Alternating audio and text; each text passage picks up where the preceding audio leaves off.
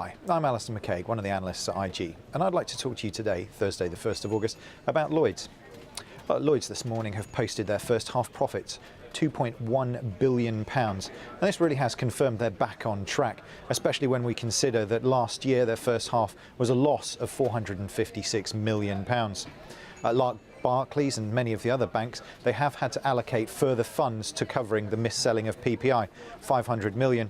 And of course, when you consider that Barclays have had to allocate 1.35 billion, 500 million doesn't seem too bad. Should also be pointed out that daily claimants of the mis-selling of PPI still stands at about 2,000. This is of course down from 3,000. The improvement in the overall picture has seen the company start to discuss the reintroduction of dividend payments. And the last time we saw this was 4 years ago. So that is certainly something that will make it a little bit more attractive to some of the investors.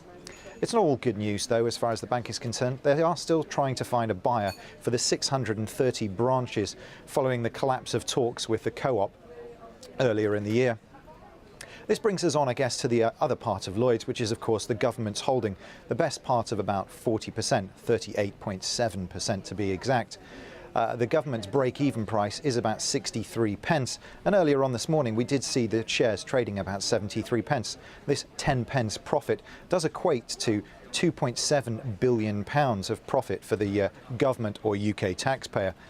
I guess the Chancellor will now have to ask himself the question of, does he let this run and hope to see further gains in the share price? Does he start to sell off?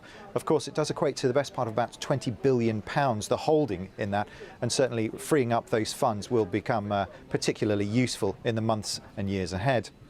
IG clients are long of Lloyds and have been predominantly over the course of time, currently standing about 90% long. For all of this and further analysis, please go to IG's website, www.ig.com. Thank you.